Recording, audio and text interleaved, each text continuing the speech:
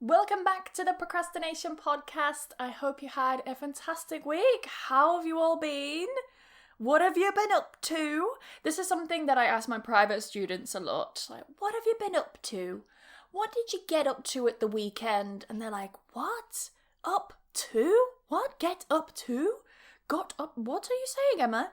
This is a really common way of asking, what have you been doing? Usually it's like, what have you been doing since the last time we spoke? So if I say to you, what have you been up to? It's basically asking, oh, did you hear that noise? I think they're doing some construction down the road. Sorry if you can hear it. They just have these loud bangs every so often. So please ignore that. There's nothing much more I can do about it. So if I ask you, what have you been up to? It's like saying, what have you been doing? And you would respond with, well, I've been on holiday recently and whatever you've been doing. Yeah. So if you ask me, Emma, what have you been up to? Or more specifically, what did you get up to at the weekend? I could then say, oh, well, at the weekend I stayed at home because it was raining. I watched some Netflix. I started watching a new anime called Parasite, which was very strange. If any of you have seen the anime Parasite, you'll know how weird it is. It really is weird. If you've not seen it and you like anime, if you've seen Tokyo Ghoul, it's definitely got like Tokyo Ghoul vibes. It's very creepy, but not in a way that creeps you out as you're watching it. Like, you don't feel uncomfortable or anything when watching it. At least I don't. Some people actually, I was reading something on the internet and someone said, oh yeah, Tokyo Ghoul, it really creeps me out. I couldn't watch past like the first few episodes. It was too creepy. It's like, really? Oh my god, I thought I was sensitive. Because I absolutely hate horror films and stuff. But yeah, for some reason I can watch like creepy cartoons like this. Anyway, today, now that we've asked, what have you been up to? Yeah, what have I been up to? Yeah, staying at home, watching Netflix, whatever.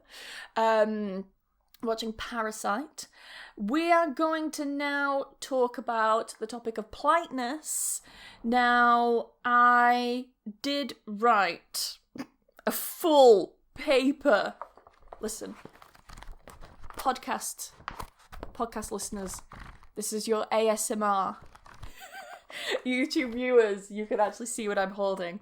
What I'm holding right now is my dissertation for my master's degree. Now, many of you don't know this, but I did my master's in education, teaching English to speakers of other languages, otherwise known as Education TESOL. It was a Master of Science, so does that make me a scientist?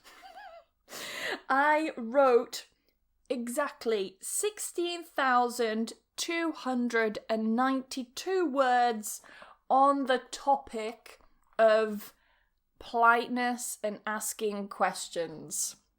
If that doesn't make me a nerd on this topic, I don't know what does. I think the next level will be doing a PhD in this topic. And you know what? My dissertation supervisor was this lovely woman, Helen, what was her name? Helen, I just remember her first name, Helen Woodfield? I don't remember. Sorry, Helen, if you're listening. But she was fantastic. I really liked her as a supervisor and as a lecturer. She was very good. I used to hate pragmatics when I first did my master's because my bachelor's was in linguistics.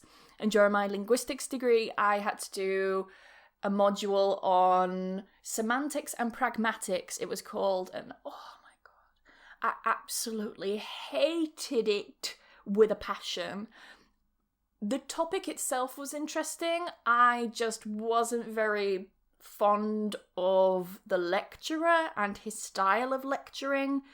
Actually, very recently, should I share this? Yeah, I'll share this. Very recently, actually, he was found to be inappropriate with students and was fired because he was messaging a student telling them that he loved them. This is not a normal thing in the UK. I promise. This is not normal. But yeah, the lecturer, he gave me creepy vibes, and that just confirmed it. You know, my intuition's very strong. I get like good feelings and bad feelings about people. And I always got like a weird vibe off this guy. And he would always have like favorites. And he gave them the special treatment, let's call it. Oh, this guy. Creepy vibes. And yeah, he recently got fired for being inappropriate with students. And finally someone reported him for it. Finally. Yeah, it happened every year, I think, with a new batch of students. It was just creepy as hell was this guy. So yeah, anyway, I went off on a bit of a tangent there about my own lecturer.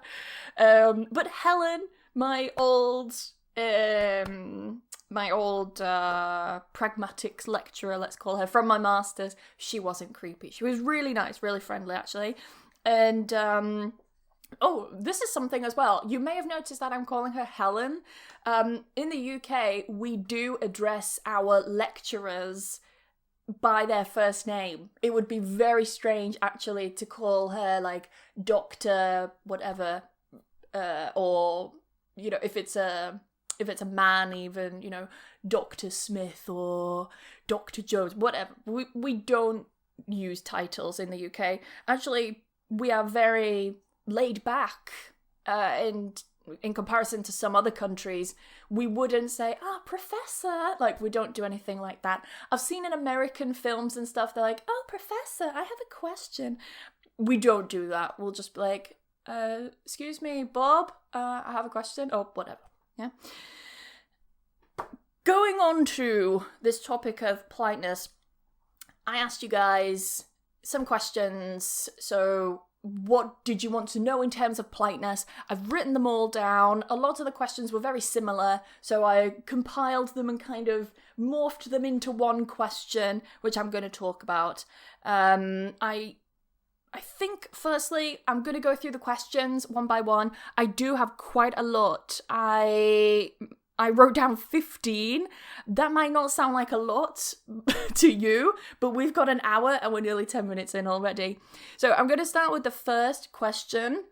Oh, now my WinZip wants to upgrade on my PC. Anyway, question number 1. Let's start with that.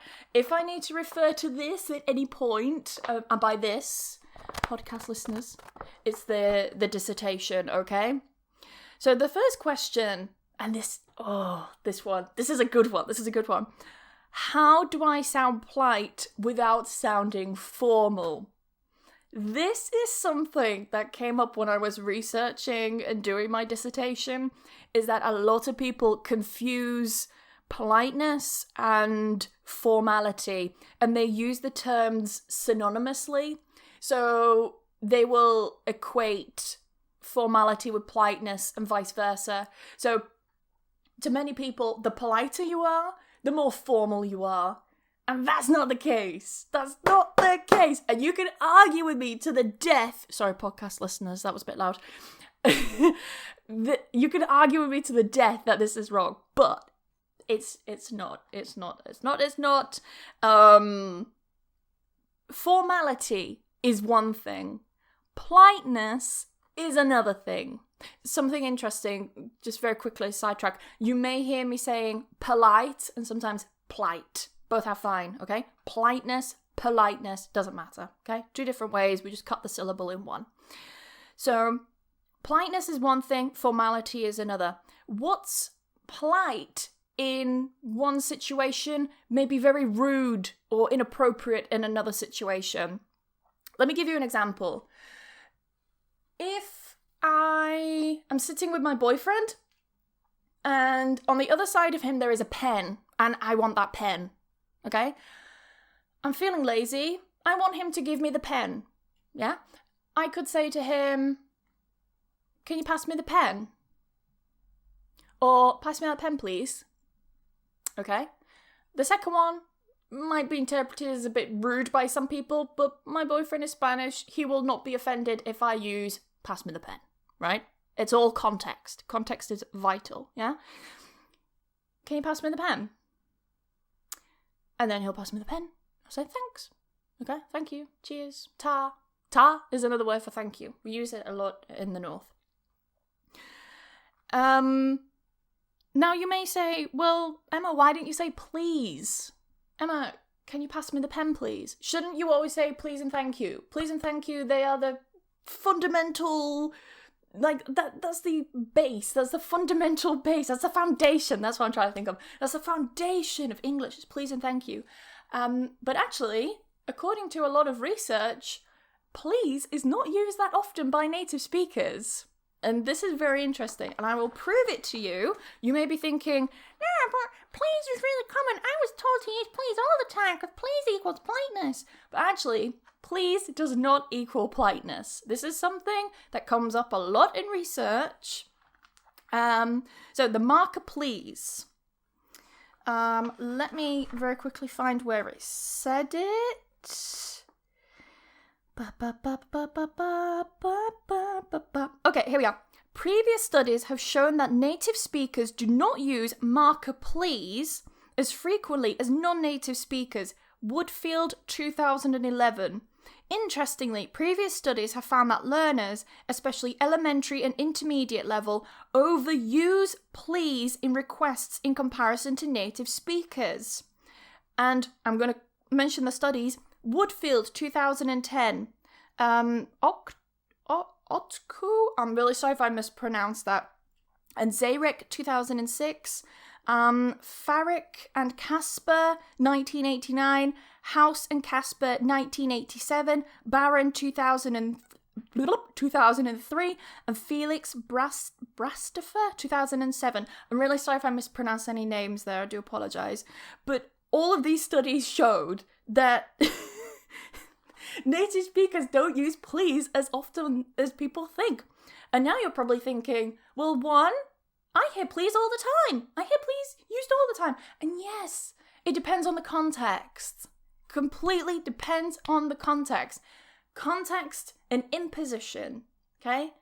Who you're speaking to, what are you asking them to do? These are so important to know.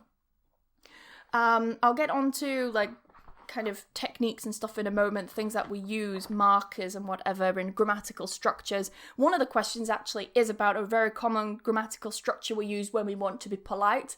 And what's the word? Kind of like lesson? Is that what I want to say? Like we soften the imposition. We don't make the imposition as strong, is basically what I'm trying to say. Sorry, my brain's not working right now. So, how do you sound polite without sounding formal? To come back to the question, they are two different things. You're asking two different questions here. Politeness does not equal formality, yeah? Being formal doesn't equal being polite. Being polite doesn't equal being formal. That answers that question. So, don't worry about that.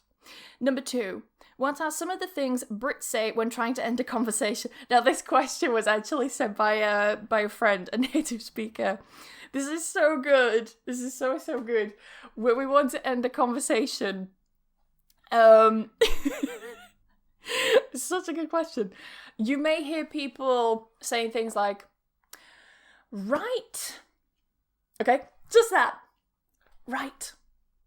You will hear right being used a lot by speakers, particularly in the UK. Just by saying right, and then maybe right, I'll let you go. I'll see you later. You will hear that a lot. I'll let you go.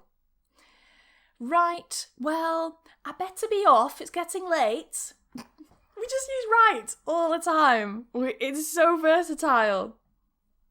I'm trying to think of other ways that we end conversations. Yeah. Right. Better go. I'll let you go. I won't take up any more of your time. That's something else we sometimes say. There are loads of different ways. But those are the most common ones, especially the right one. Right. And then you have to do the knee slap as well, right? So it has to be like, right. Well, it's getting late. I'll see you later. I'm sure native speakers, particularly ones from England, from the UK, they will agree with that. Let me know what other things you say to end the conversation, or when you want to leave or something. There's so many, but that's the most common one. It's so funny. Number 3, how to greet people politely. Again, depends on context. Completely depends on context. Let's split this into 2 parts. So let's talk about how do we interact? Do we touch? Do we give a handshake? Do we kiss on the cheeks? How many kisses on the cheeks? Do we hug? And then the second part, let's talk about language, okay? So the first part, let's imagine you're meeting a very, very close friend. Your close friend you've known for a while now. Me, personally, I would give them a hug. I'll say, hey, how are you? What have you been up to? There's our phrase of the day. What have you been up to? Yeah, give them a hug, yeah? In terms of handshakes and things, this is very formal. A lot of people think, oh, give them a handshake. That's quite formal. If you had an interview, or perhaps, and this has only happened a few times in my life, when you meet a doctor or some kind of professional, maybe you're meeting an accountant, a solicitor, lawyer, you would give them a handshake because it's a more formal context that you're in. You wouldn't shake hands with friends. It's very weird. Be like, end of business meeting, nice to meet you. It's very weird, very, very weird. It's such like a typical thing, stereotypical thing. In terms of kisses and things, we don't really do kisses. And by kisses, I mean like kisses on the cheeks. Like when you go to Spain or France, they're like, mwah, mwah, darling, it was wonderful to see you. Okay, it's we don't really do that normally. It feels very posh to do that. It feels very. If someone did that to me, it would have to be in a very formal context, very formal, and in a very elegant formal context. Like maybe I go to a very elegant dinner party and everyone is dressed in their formal wear, and I see my friend Elizabeth. Oh, Elizabeth, darling, oh, long time no see. Oh, yes. Well, and whatever you talk about, whatever people talk about nowadays. So, in everyday context, you wouldn't be kissing people on the cheeks. You wouldn't really be going in for handshakes either, unless it's like in a business context. I mentioned doctors, but 99% of the time when I've gone to see a doctor, I haven't shaken hands with them. I just walk into the room and they say, okay, sit down. How can I help you today, Emma? And that's it. There's only one doctor who I've ever shaken hands with, and I remember she had the softest hands.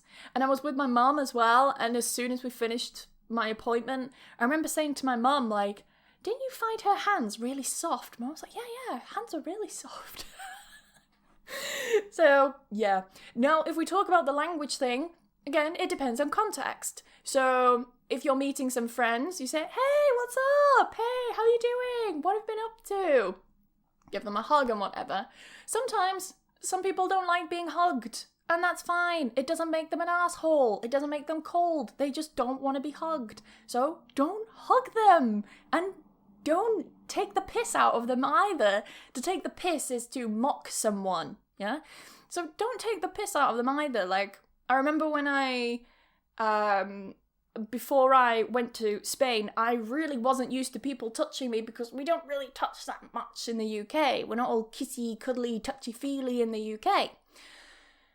And I had a Spanish friend. Oh, what? No, that's a lie. Portuguese, sorry. I had a Portuguese friend. The reason why I confused Portuguese and Spanish is because she was teaching me Spanish. So she was a Portuguese woman who lived in Spain, had a Spanish husband, and was teaching me Spanish. And yeah, I can remember, like, she would touch me on the shoulder and she would, you know, give me, like, kisses on the cheeks and stuff. And I remember feeling, like, really uncomfortable, really embarrassed. Especially when she used to touch me, like, on the arm or on the shoulder or something like that. I used to feel really weird. I never said anything. Like, I would never say, don't do that. But I felt uncomfortable. And, she kind of made this comment like, oh, English people don't like being touched and they're so cold kind of thing. She didn't say it as directly as that, but in general, that's the thing that she was getting at, was English people are cold and we're not cold. We're just different. And that's something that people need to recognise, instead of thinking, oh, well, you're not touchy-feely and huggy and whatever. Well, you must be cold and miserable. No, we just respect our own personal space. So we respect your space. I respect my space. So can we respect each other's space? That's kind of how it is. That's the mentality. I mean, I don't care now. I'm so used to students touching me, or friends touching me, or my boyfriend's friends touching me, and whatever, as we're talking, just on the arm, on the shoulder. I did have one guy when I was in Spain. He touched me on the leg. You know, we were talking, and then he kind of leant closer and then, like, touched me on my knee. You know, not in like a creepy way or anything, just like, just literally just a little touch. And I remember thinking, like, oh my God, what the hell is he doing? So be really careful with that. Be really, really careful. I would only really touch, like, close friends and stuff. I wouldn't be touching strangers. I can still remember as well, when we lived in Spain, there was me and two other girls from England who lived together in Spain. And one of the girls in my flat, she went to this phone shop and she wanted to get a phone and get a SIM card and everything for it set up. And I still remember the woman behind the counter was this lovely Spanish woman, like no problems with her at all. Really, really nice, genuine woman. But she grabbed her hands, and for like a solid, what felt like an hour, but I think it was like a solid, 5 minutes or so, but it felt like a long time, and I could see the pain on, this girl's face. She really didn't like it. This woman grabbed her hands and was like holding her hands like this as she was talking to her. I mean, podcast listeners, you can't see, but I'm like clasping my hands. Imagine, she gets the other person's hands, both of them, and just holds them in her hands. It was like this, and she was holding this girl's hands like this. And then afterwards, all this girl could talk about was how long this woman held her hands for. It was so funny. Honestly, it was hilarious. At the time, I remember kind of thinking, wow, that's really awkward. But yeah, thinking about it now, it's quite funny. So yeah, how to greet people politely depends on the context. But you can say, hey, how are you? What's up? What have you been up to? If it's informal. If you're looking for something like in a business context, then you would say, hello, nice to meet you, or something like that. You would kind of go up a level, go up to hello. I rarely use hello. I'll be very honest. I rarely use hello. The only time I use hello is when I have like internet connection problems and I'm like, hello? That's the only time I use hello. Is it polite to talk about the weather? Is this question number 4, by the way?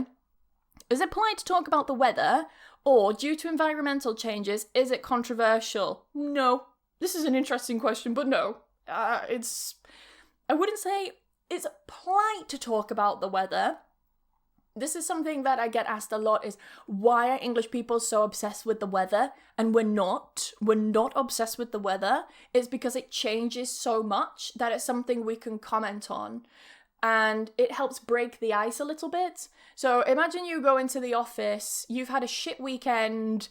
You're not going to go in and be like, hey, how's your weekend? Oh, well, it was shit. You know what? My wife left me, the dog died, and my wife took the kids, and now I'm living in the back of my car. No! Like, you just don't do that, right? You would, start talking about, I mean, maybe in that context you actually would. Because that's a pretty bad context, isn't it? It's a really bad situation to be in your life. But let's imagine you had a crap weekend. you're not going to go in like, oh yeah, I had such a bad weekend because XYZ.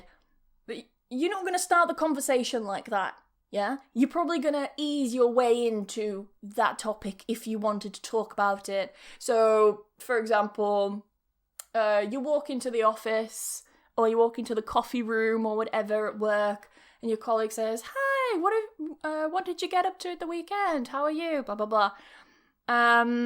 And you would say, oh, nothing much. Oh, I'm fine, nothing much. Oh, but it was raining a lot of the weekend, wasn't it? We couldn't go out because it was raining so much. Do you know what I mean? And that just gives us something to talk about.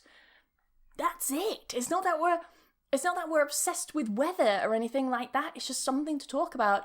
What's funny is that when I lived in Spain, people always mention the weather. Always. More than English people. Oh my goodness. And it was always the same stuff because the weather never changed when I was there. It was always hot and sunny. Sometimes it would rain, but very rarely the time that I was there. And I still remember when I was an au pair with this one family, the auntie would come every so often and pick me and the kids up and would go to the pool and stuff like that. And I can still remember every time I got in the car, she didn't speak much English, and I would say, hey, what's up, whatever, or hey, how are you? And first thing she would say was, it's so hot today, every day. And it's like, yes, I know it's hot. I live here as well, and it's hot every day. It doesn't change. But at least in England, the weather changes, so we can talk about it. So yeah, that's an interesting one as well, is talking about the weather. Small talk, it's just like polite small talk, filling the silence. Number 5, if you don't use please when asking a Brit for something, what do they think? Well, judging by what I read before, clearly they don't give a shit because they don't use please that much anyway themselves. Again, it all depends on imposition, depends on the context, depends on who you're speaking to. So if I'm asking my boyfriend to pass me a pen, then using please in that context, may not be so important. If, however, I'm asking my boyfriend, I don't know, for £10,000, I'm not just going to say to him, can you give me £10,000? Yeah? You're going to word it in a different way. You're going to say something else. The same would be, for example, if I wanted to ask my university lecturer to pass me a pen. I wouldn't say, can you pass me a pen? In that context, I may say, could you pass me the pen, please? Could you pass me the pen, please? And put the please on as well. In that context, it would work fine. Do you know what I mean? It's not overly polite or anything like that. There's this thing as well. Oh, I wanted to find it before I started today's podcast. I can't remember what this was. What this, I don't know what to call it, feature, let's call it. Who this feature was named after or whatever. Who discovered or named this feature. But there's something called waffle talk or waffle speech. I can't remember exactly. I should have found it before recording this. But something called waffle talk, waffle speak, something, or waffle. I can't remember. It's got waffle in it, right? It's got waffle worded. And this is the idea with English learners that the more politeness features you use, the politer your speech is. So you, for example, may say, would it be possible, if you don't mind, when you've got the time, because I would really appreciate it, and I appreciate you and your time as well, could you please, when you've got a spare moment, pass me the pen? Yeah? That is waffle talk, okay? When you're adding so many features that it just makes it ridiculously long and kind of redundant. You don't need all those features. But a lot of learners, particularly learners of English, will use all of these features because they think it makes them sound politer, and it's not the case. Let me turn my camera back on. It's not the case. using more politeness features in your speech doesn't make you politer. It just sounds like you're taking the piss. It sounds actually more insincere. It sounds like you're joking and you're not being serious. So it's something to be aware of. But yeah, going back to the question, where was it? Yeah, using please, no. Yeah, so if you don't use please when asking a Brit for something, what do they think? It depends on the context. They may think you're being quite rude. In other contexts, it may not even be necessary to use, so I wouldn't worry about it. Let's imagine a situation that you are very likely to be in, like in a cafe or in a restaurant. Then I would use please. So if a waiter comes up to me and says, what would you like to order? Oh, can I have the hamburger and chips, please? Can I have the hamburger and chips, please? And that's fine. Or could I have the hamburger and chips, please? Or may I have the hamburger and chips, please? Yeah, all of them are fine. I would add a please. I would use please as well if they asked me about, drinks. What would you like to drink? Can I have some wine, please? I would feel very awkward if I didn't say please in those situations. I can remember one time I was in a pub with some friends, Spanish friends, and we went up to the bar to order, and one of my friends said, can I have a beer? And I just looked at her and I went, please. Just instinct, please. And the person behind the bar chuckled. Chuckle is like a little laugh, like, a little laugh. The person behind the bar chuckled because they knew what I was doing. It's kind of something that, like, your mum would do. Do you know what I mean? When a child is like, give me that. And your mum will say, can you give me that, please? Yeah? Or if a child takes something, your mum or dad will go, thank you. Or even better, they'll go, magic word. Magic word. What's the magic word? Magic words are please and thank you. So if a child says, Mom, can you get me some food? Your mum will say, what's the magic word? Please. All together. You get me some food, please. And we're told from a young age, say please and thank you. The same with, if a child takes something, here you go. What do you say? What's the magic word? Thank you. It's another one as well. What do you say? What do you say? You will hear mums and dads, especially mums, saying this a lot, especially like if you're out and about in town or something, and maybe you do something nice for the child or whatever, and the mum will look at the child and say, what do you say? What do you say? Anyway, next question. What time are we on? 1:30. Let's go. Next question. Oh, I'm not even halfway through these. Question 6. Right, let's blast through these, okay?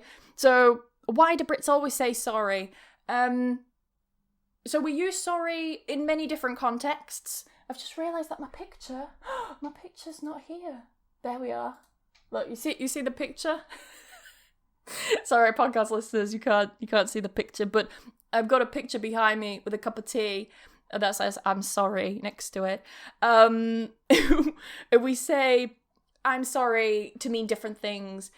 When you translate I'm sorry, it sounds very strong in your language, but actually it may sound very strong in your language, sorry.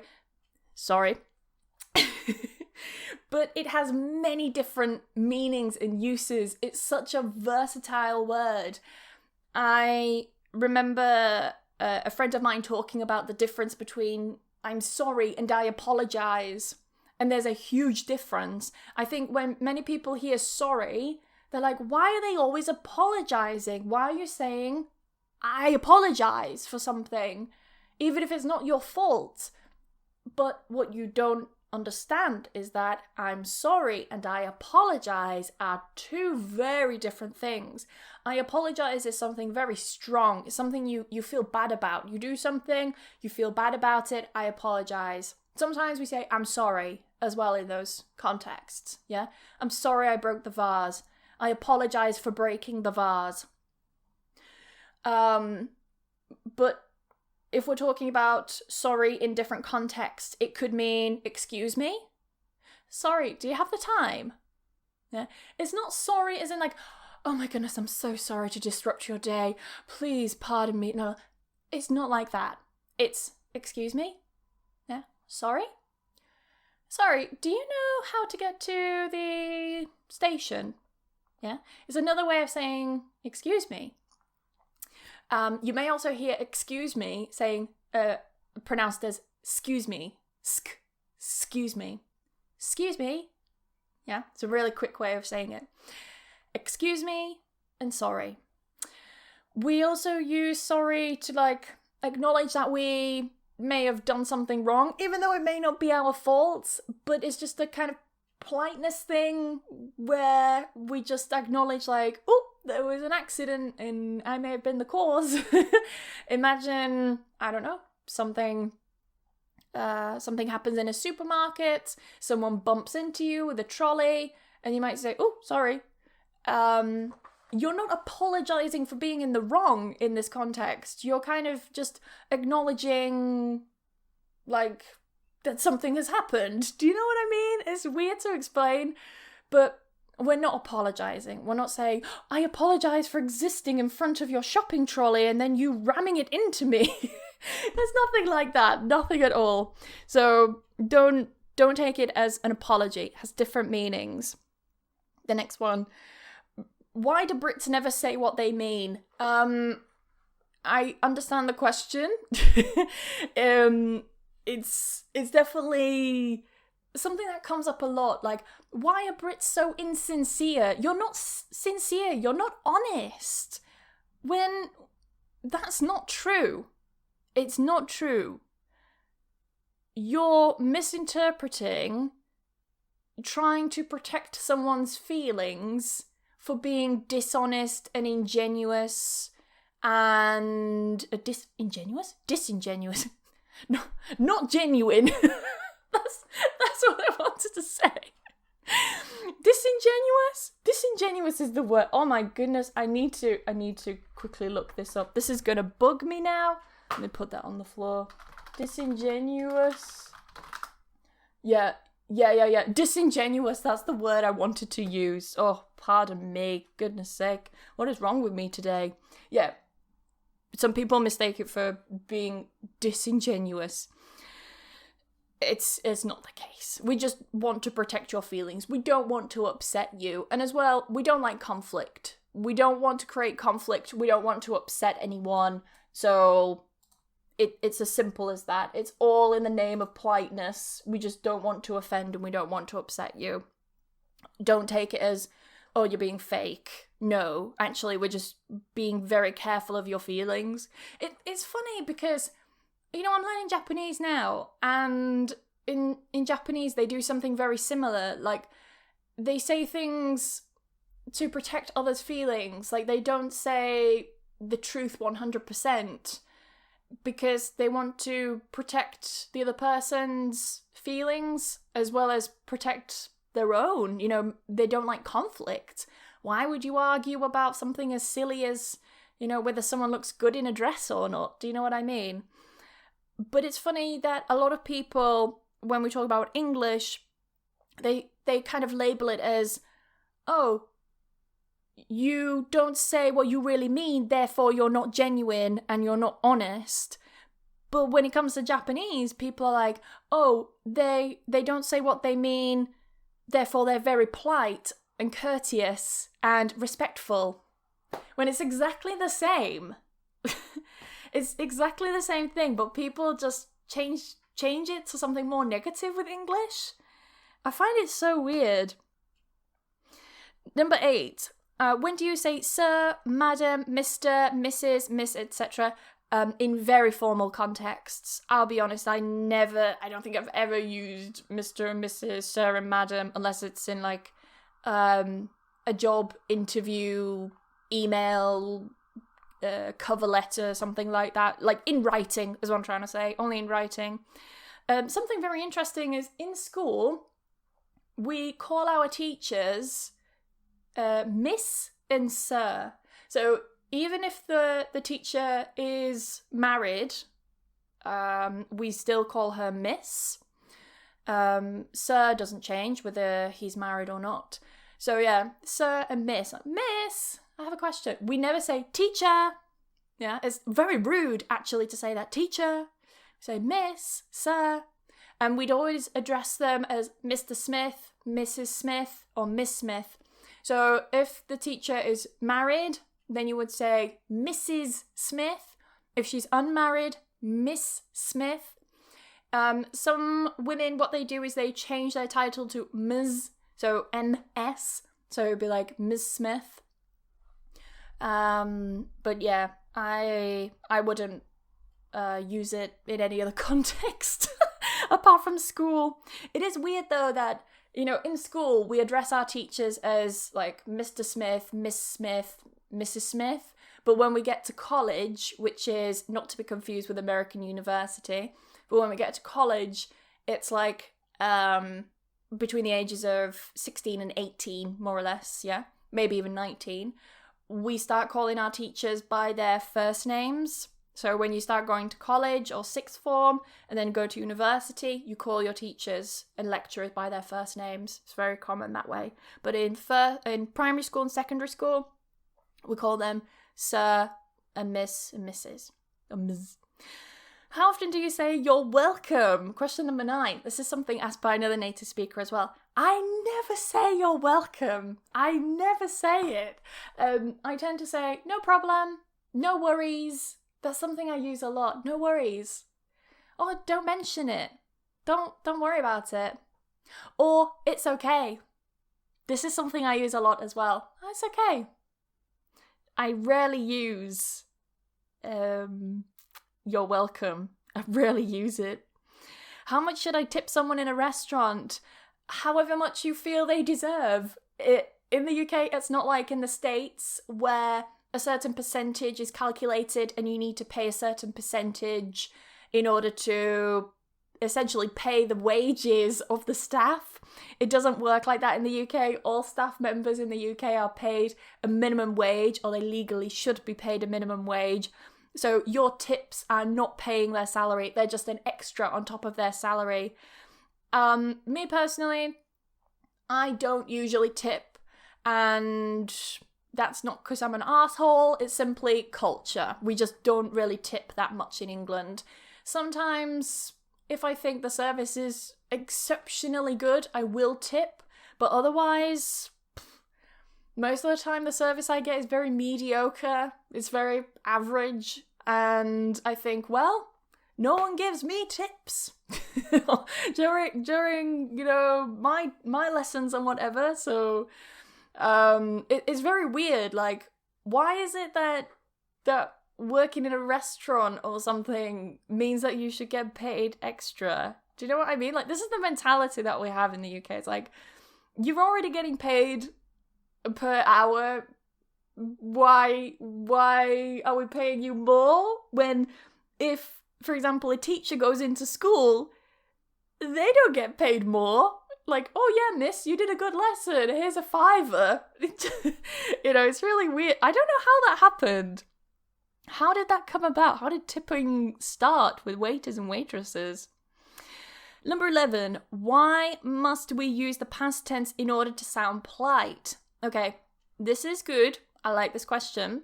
Going back to the book, the dissertation. It's like a Bible, isn't it? Look how thick that is. So, going back to this, there is a section on imposition and kind of making, how do I put it? What was it? Using the past tense. Depending on the context, you can use the past tense to remove the imposition. Think of it like this. You're kind of distancing yourself from the situation. So if you ask a question in the present tense, you're putting yourself now, like present, in that situation. But if you use the past tense, it creates distance. I know it sounds weird, but it's what we do in English. You know, I don't make the rules, I just teach them, as I always say. So, I'll give you an example. I wanted to ask if you... I wondered if you... Okay? So, I wondered. We're using the past. And by using these... by using this tense, using, the past tense, I'm distancing myself from the situation. That's it, basically. It's all to do with lowering the level of imposition and distancing yourself from that to make it sound less imposing on the other person. Why do Brits love queuing? I wouldn't say we love queuing, but we do like order. We like order. We like a system. It also seems so logical to us that if you arrived first, then you would be the first in the queue. Imagine if I get in a queue. I've been waiting 5 hours in a queue. And then Bob the knob turns up and just queue jumps. And then he gets served before me. I mean, what the hell? I was here 5 hours before Bob. Why should he go in first? Do you know what I mean? It's all about having an order, waiting your turn. That's what it's all about. I absolutely hate it when I go to Spain. I mean, I mention Spain a lot because I visit there with my boyfriend being Spanish. I go and see his family and stuff there. And whenever I go to Spain and there are no queues, it drives me fucking insane. I cannot stress how much it just drives me crazy that there are no queues for anything.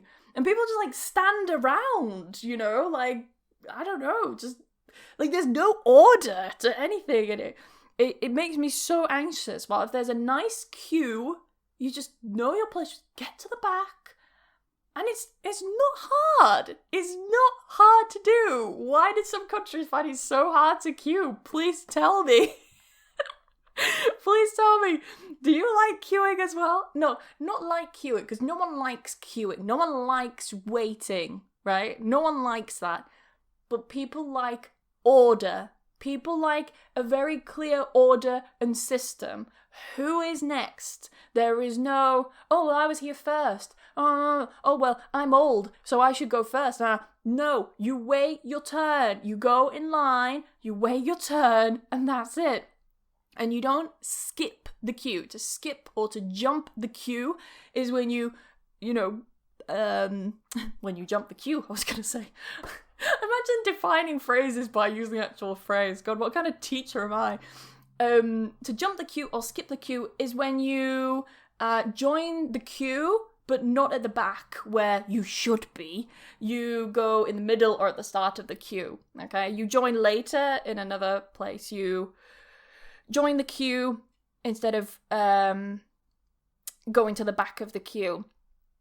And, don't do that. I remember I did that once. I never saw the queue. I was catching a bus, and I saw that the bus was sitting there. The bus was sitting and waiting. And I just walked onto the bus because the doors were open. It was sitting there, and no one seemed to be there. And then it turned out that there was a massive queue. I don't know how to explain it, but you've got the road where the bus was, and then you've got the path. Lots of people are passing by on there, walking on there. And then there was this wall, and everyone was lined up along this wall. And I never saw that line of people. I didn't know that they were lining up for that bus. So I just jumped on the bus. And before I know it, I had this fucking queue jumper. What the fuck are you doing? There's a fucking queue here. Get to the fucking back. Jeez, I've never heard so many fucks said in a sentence in my whole life. And I just turned round. I was like, alright, I didn't fucking see you. Keep your fucking hair on. Jesus Christ. Fucking queue. Back of the queue. Get to the back of the queue. It's Jesus Christ.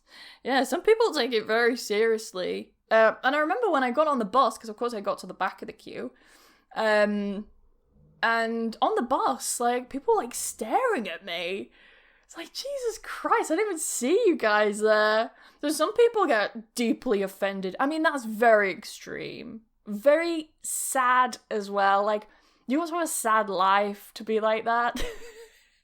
But clearly these people, you know, they were sad enough to be like that. Anyway, old people are more polite than younger people. Are younger generations becoming less polite? No. I'll be honest, I actually find older people to be ruder in general. This is my personal experience. That's all I can say. I don't have statistics, I don't have facts, I don't have studies on this. In my experience, I found that people who are older are actually often some of the rudest people I've encountered. Like, for example, the bus stop. I remember it was an old guy. It was an old guy shouting at me, "Get to the back of the fucking queue." Whoa, calm down. Is your life that sad? You know, have you got somewhere to be? Are you that desperate to get there? You scared you won't get a place on the bus? Oh, Jesus, some people, honestly. Lots of people wear headphones these days. Is it true? Is it rude to enter a shop with headphones on? No, I wouldn't say so. I would say it would be rude if you went into the shop and the shop assistant said to you, you know, "Hi," like if they welcomed you into the shop. "Hi, welcome. Hi, are you looking for anything?" And you ignored them. That would be very rude.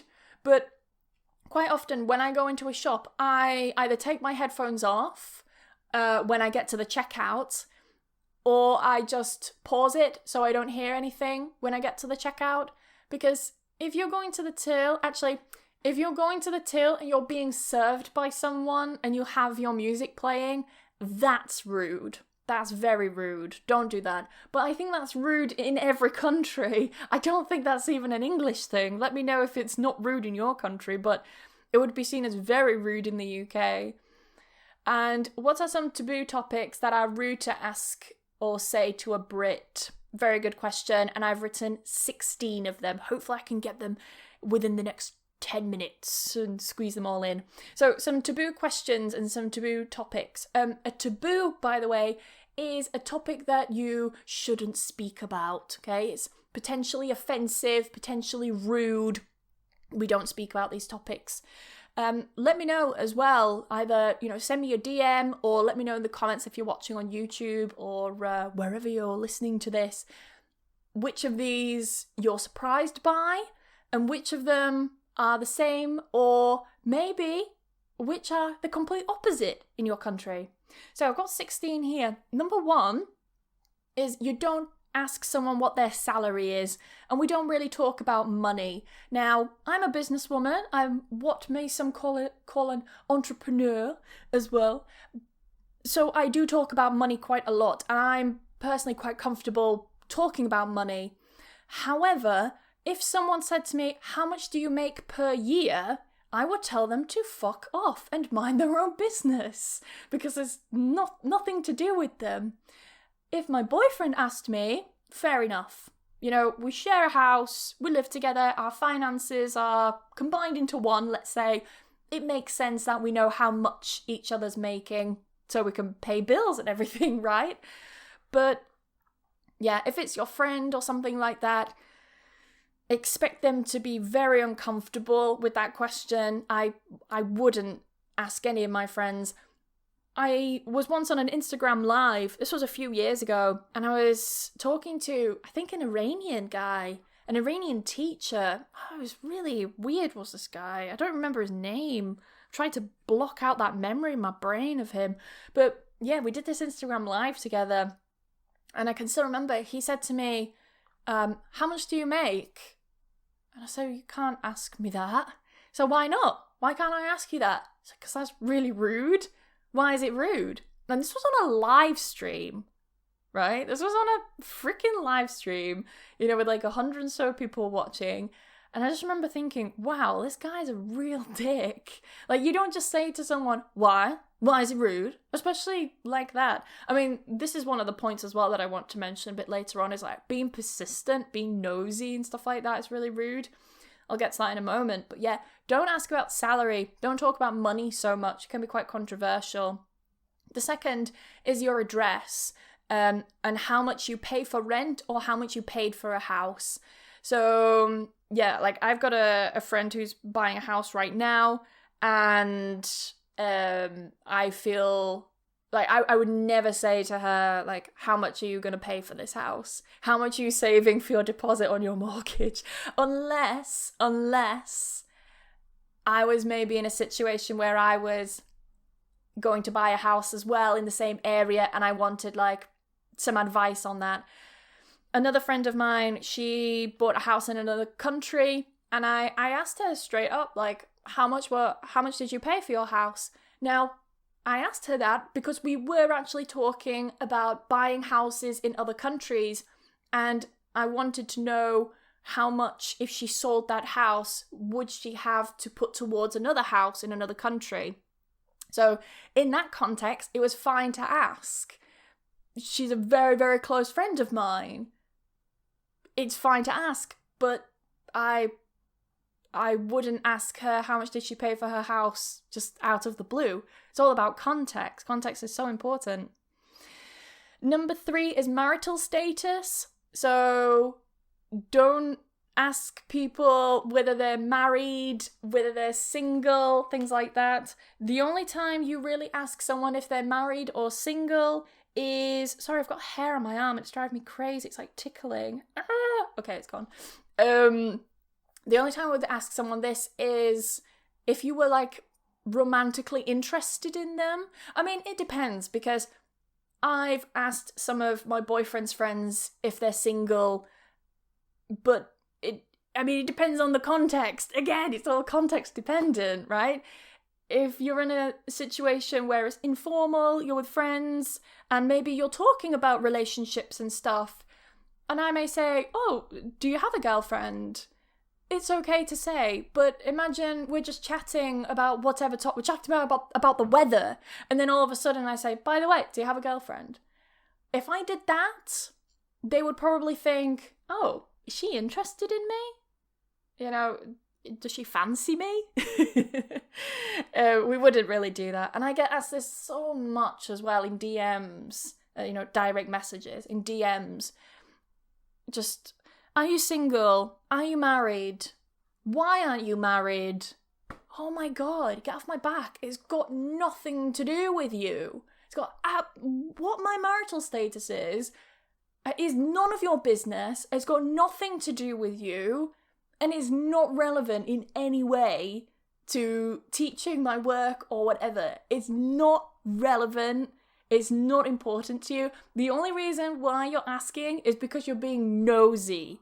And being nosy is fucking rude. You're being rude. That's my little rant there to people who pester me about, like, whether I'm married.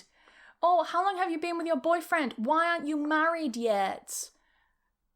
What has it got to do with you? You wouldn't be invited anyway if we did get married. God, people, don't be like this. Please don't be like this. It's so rude. It's so annoying.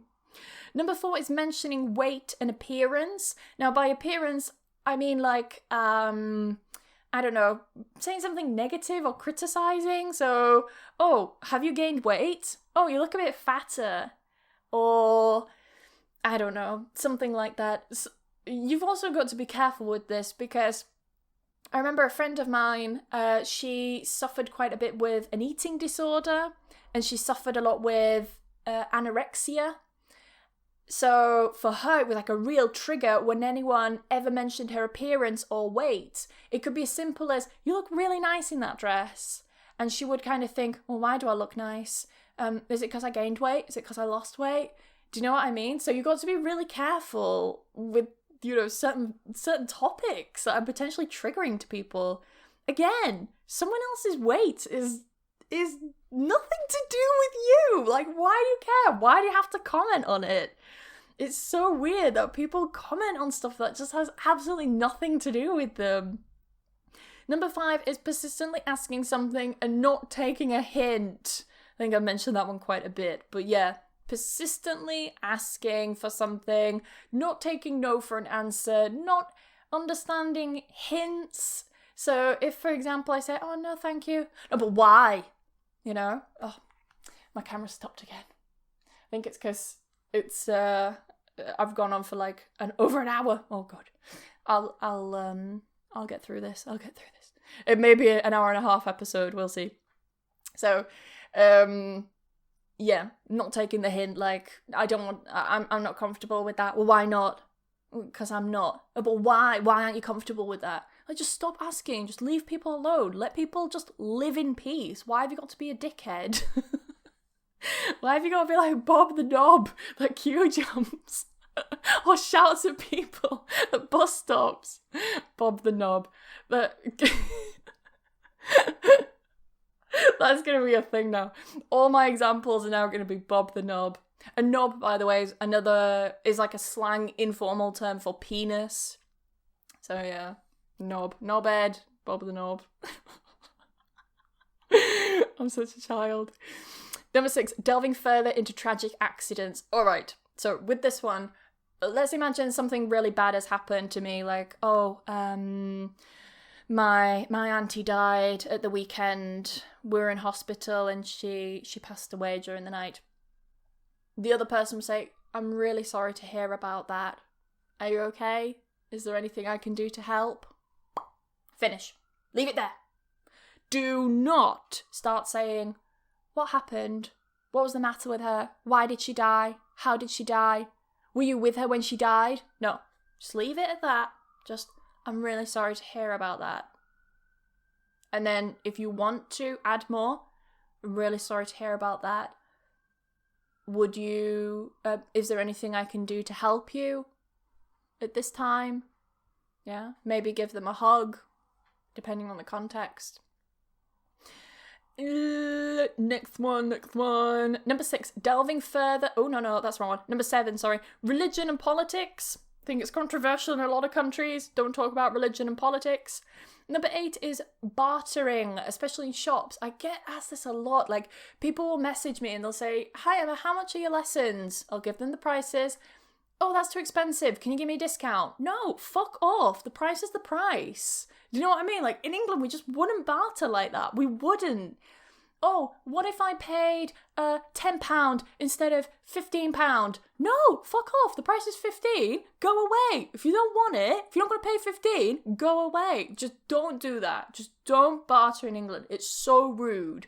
Because basically what you're saying to the other person is, I don't value and respect the price that you have put. Like, I don't see the same value and worth on this as you do.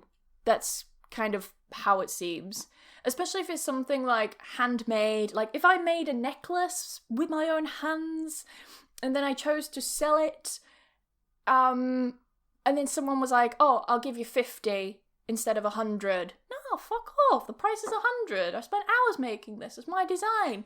I've been practicing for years and training for years. I paid thousands for my art school education for this. And you all want to give me half of what I'm charging?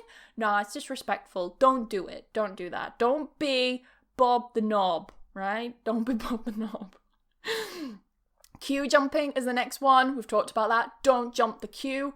Number 10, interrupting and talking loudly. Stop shouting. Stop shouting in the street, okay? You are next to your friend. Why do you need to shout at them? Especially on the phone. Hey, you don't need to shout. Stop shouting on the phone. Everyone can hear you. It's okay. Interrupting as well. Don't interrupt people. If you do accidentally interrupt someone, just say, oh, sorry, carry on. Or, oh, sorry. See? Sorry. Yeah? Like, excuse me. Yeah? Number 11 is asking about age, especially to a woman.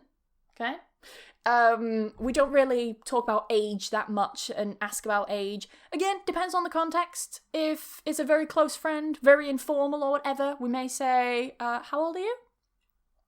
Or how old's your husband? Whatever. Yeah? But I would say we don't usually talk about age. And if someone says, like, as a joke, oh, I'm 18, when clearly they're not 18, right? Maybe they're like 45, right? And they say, oh, I'm 18, oh, I'm 21, okay?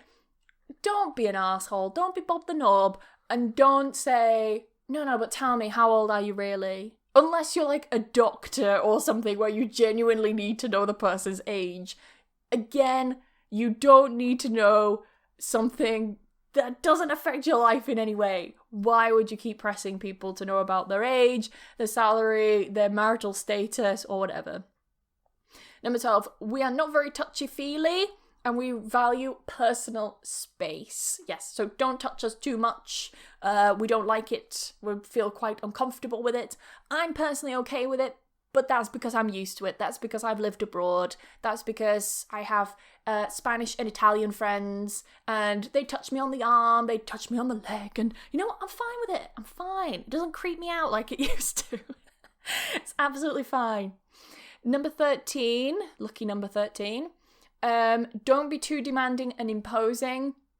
So don't, for example, say, I want this. Don't go into a cafe, for goodness sake. Don't go into a cafe and say, I want a coffee, I want a latte, give me a latte. Because what you're going to get is, that's what you're going to get in your coffee. You're just going to get an extra shot of spit instead of an extra shot of espresso in your coffee. Don't be too demanding with people. Be very careful. 14, eating loudly. I mean, I hate this personally. I hate mouth noises.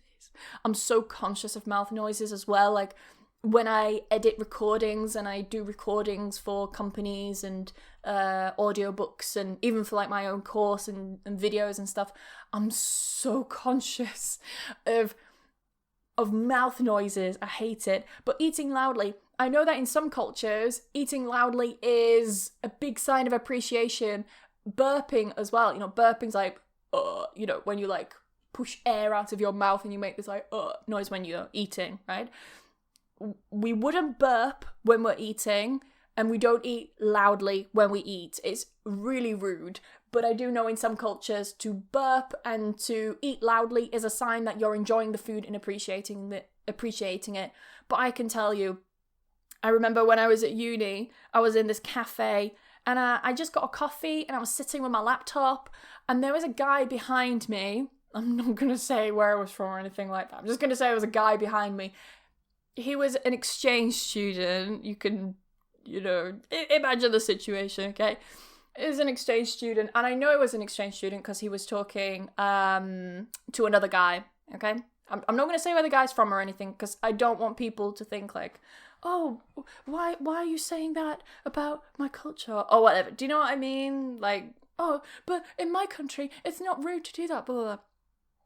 I don't want people to think that. I'm very respectful of these things, but because I just know it's different, right? What's rude in one country is not rude in another. It's just simply different. It's just different cultures showing appreciation in different ways, and that's fine. But this guy, oh my god, he was talking to his friend. He was very quiet, you know, chatting with whatever. And then his food came, and then he starts eating, and he's like, oh. I'm telling you guys, I had to get my coffee and move. I literally had to move. It annoyed me so much. You can hear my stomach as well. Sorry about that. As well, I remember I was with another friend of mine. She's from Taiwan. If she's listening, then hello. She'll know exactly who she is. Because she'll remember the story, hopefully. We were sitting in like this kind of, I don't know, lobby area, and there was a girl behind us. I think my friend said that she was Chinese, and she was sitting behind us, and all I could hear was the whole time, and I just looked at my friend like, I'm gonna fucking kill her. I'm actually gonna kill her. Like, can she eat any more loudly? And I wanted to move, seriously, it annoyed me so much. If you hate me, then you would just eat loudly in front of me because I just hate it. If you ever want me out of a room, just play mouth noises. I'm going to get loads of DMs with mouth noises now, aren't I? I know what you guys are like. You're horrible. You bully me. Number 15, saying what. Yeah. again, depends on the context. If I'm with my boyfriend, he says something, I missed what he said, I didn't understand, I'll say, what? Sorry? What? Yeah, what? We sometimes cut the T, we glottalize it, say, what? If I'm with my brothers, what? Yeah, I'm not going to say, sorry, can you repeat that please, brother? I'm not going to say that. They would just bully me even more than you guys do. It's happening quite a few situations, like in a lesson with a student, they maybe don't understand what I've said and they'll say, what? And it is so rude. And I have to say to her, don't say what in this context because it's really rude. I know they're not being rude, but it's my job as a teacher to not just teach them language, but to also educate them on culture, on pragmatics. I wrote a paper on it. It's my job to educate students on culture, on pragmatics, on hidden meanings behind words that they may not be aware of because it doesn't exist in the same way in their culture, in their language, their country or whatever. It's my job to say to students, like, be careful when you say that because it could be really offensive. Say this instead. So if your question now is, well, if I want to say what can I say instead of saying that and being potentially rude?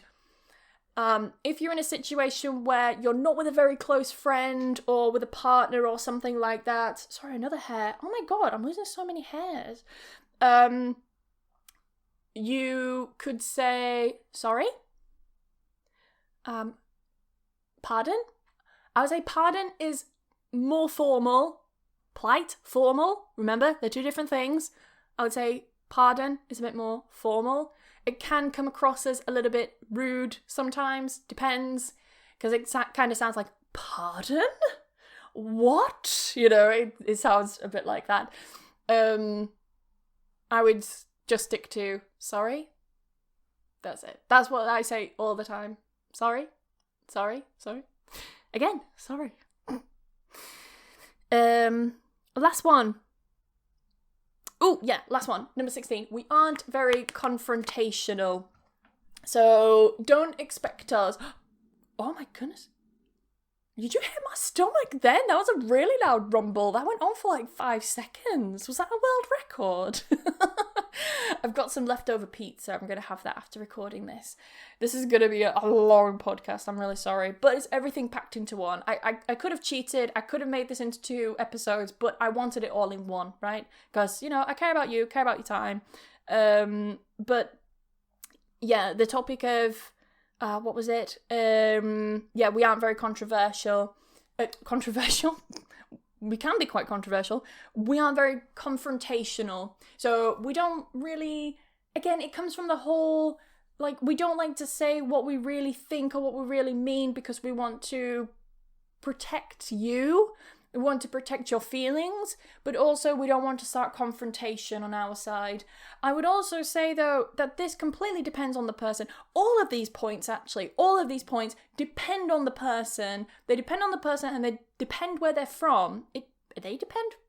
Yeah, all the points. They depend where they're from. All the points depend on where the person is from. That's what I wanted to say. So, in the north of England, in Yorkshire, where I'm from, I would say we're a lot more confrontational. So I am very happy to have debates. I'm very happy to argue. I'm very happy to start a fight if you wanted a fight. You know, my boyfriend's always called me quite feisty. I never realised that. I always thought I was just normal. But then I realised later in life that actually I am very up for a fight. Like, not a physical one. That made it sound like I was just like going around pubs like, want to start a fight, let's have a fight. No, I don't mean a physical one. I mean, like, I am very willing to verbally peace, right? I don't want to punch anyone. I don't want to start a physical fight. I'm very up for defending my point. I'm very up for... Like, up for, by the way, means, like, you're willing to do something. Like, are you up for drinks this weekend? Are you willing to have drinks this weekend? Do you want to have drinks this weekend? I'm up for, like, defending myself. I'm up for proving my point or defending my point or something like that. You know, I'm very willing to do that. Also, if something is pissing me off, like it's annoying me, if something's pissing me off, I'm willing to confront that. While I know some friends of mine, particularly my southern friends, they wouldn't do that. You know, if someone has done something to upset them or annoy them, they would just brush it under the rug and they just wouldn't bother with it anymore. Like, they would just forget about it, you know, push it away, forget about it. But, I mean, if a friend has said something to me that's pissed me off or upset me, then I will say to them, like, what you said was out of order. Like, that actually really annoyed me. And I would expect an apology. I mean, that sounds very self-entitled, but if you've upset someone, then you should apologize, right? It's like a basic thing to expect an apology if someone has hurt you. Some people don't apologize all the time for things that they've done. They don't feel like they're in the wrong, so they don't apologize, and that's fine. You know, it's something you've got to deal with, but also deal with the consequences of not apologizing to people, because if you don't apologize, whether you feel like you should or not, if you don't do it, that person is going to be very pissy with you, and they're probably not going to talk to you again, or they're going to be very off with you. Like, they're not going to want to talk to you or hang around with you anymore. So just be aware of that.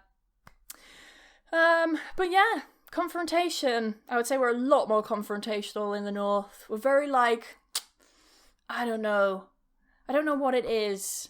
My dad always said it's like the Viking blood. It's the Viking feistiness, the Viking blood in us that, you know, makes us more confrontational and ready to fight. But not physically. I'm not condoning physical violence. Anyway, I hope you've enjoyed this podcast episode. If you've got any other questions about this episode, whether it's about the dissertation paper. By the way, this isn't online to read. I don't really want to put it online, not because I'm embarrassed by it or anything, but just because I don't want to, and I also don't think I have the original save file for it anymore, so I'm not typing this bitch out for you to read it. I'm sorry. I'm not doing that. But the topic was, Susan, open the window, please. A study into the development and perceptions of L2 English learners in the mitigation of requests. September 2017! Oh my god, that was ages ago! Yeah. And the synopsis, basically, this study investigates the development of a group of 8 intermediate level L2, so second language, English learners' use of mitigators in requests in English and their perceptions towards their use of language. The participants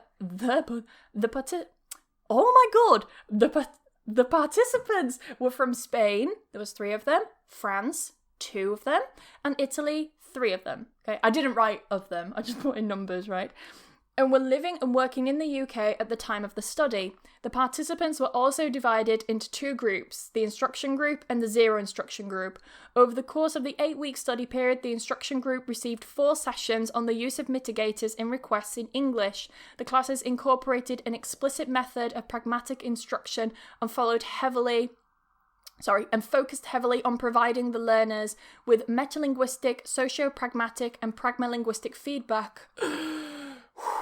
Okay, the 2 assessments featured an adapted version of Shower's 2007 multimedia elicitation task, aka MET, with an incorporated Think Aloud protocol and interview. Assessment 1 was conducted at the start of the study, and Assessment 2 was conducted at the end of the 8-week study period.